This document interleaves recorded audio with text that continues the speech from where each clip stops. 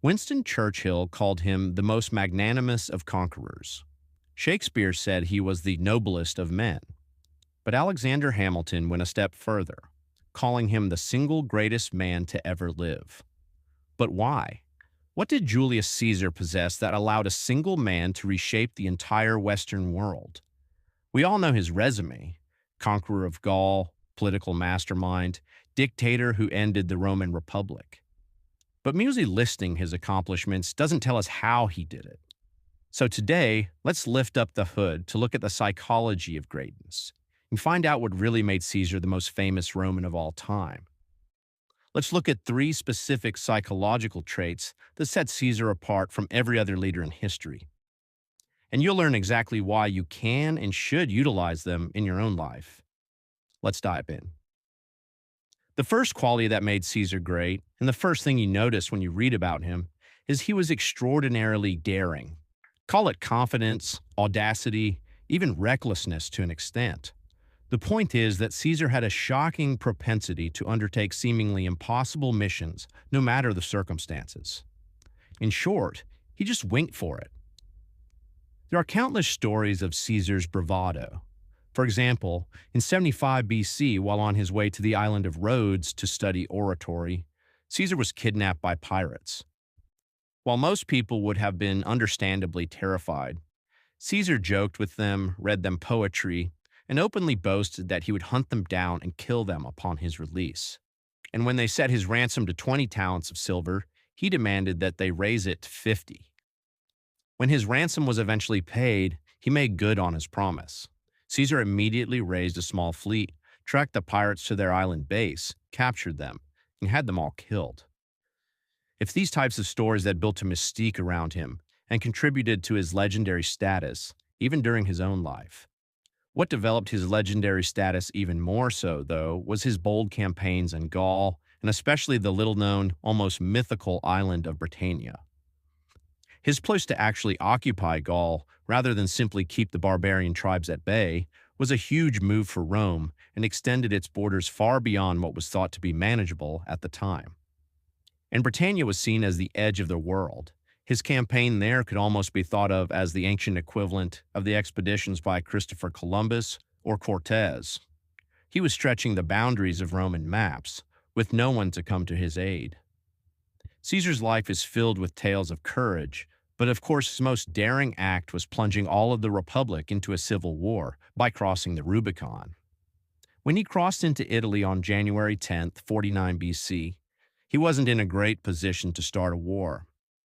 He had just been declared a public enemy, and most of his army was spread across Gaul to maintain control of the unstable region. Only his 13th legion was close by. No one believed he would dare invade Italy with only a few thousand men, but he boldly went ahead anyway and took Pompey and the Optimates completely off guard. They then immediately fled Rome in an attempt to regroup elsewhere, and Caesar scored a huge early victory, even if it was more psychological than strategic. Caesar was anything but timid. Whether all of his actions were calculated or not, he benefited from the fact that rash, bold action is often more effective than waiting for the perfect scenario to play out.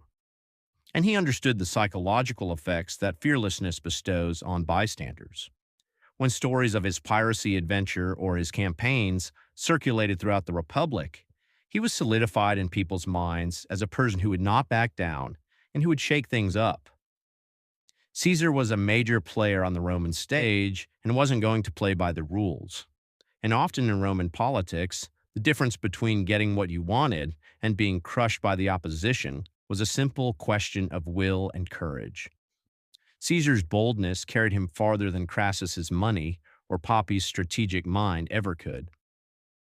The second quality Caesar possessed that set him apart was his ability to inspire his men and make them do anything for him. He had a unique ability to endear himself to his followers.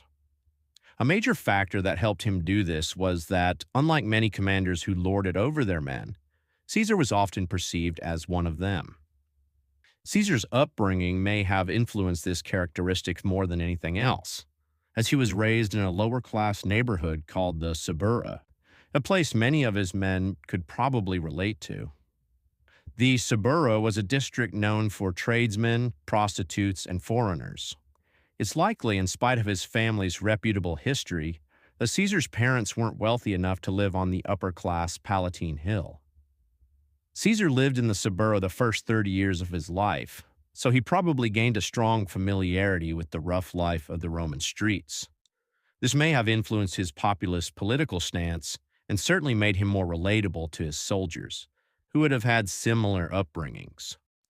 Historian Philip Freeman writes, whatever the reasons for his family's long residence in the grimy Suburra, it created in Caesar a unique individual, a patrician descendant of kings who knew intimately the lives and sorrows of common Romans.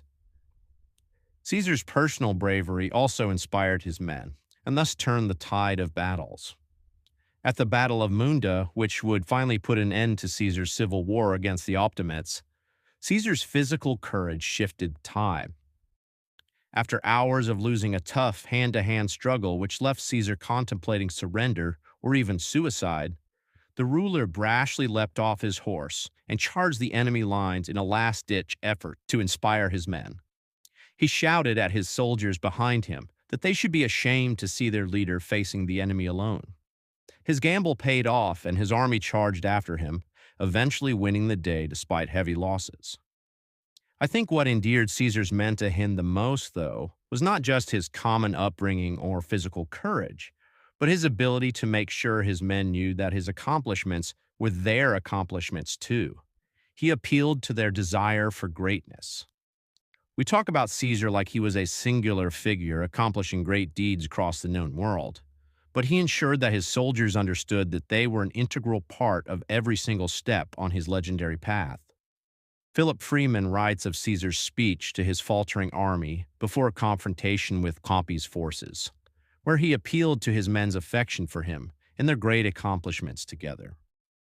"As for me," Caesar exclaimed as he wept bitter tears and tore his robe in grief, "will you let Pompey and the Optimates destroy my dignity?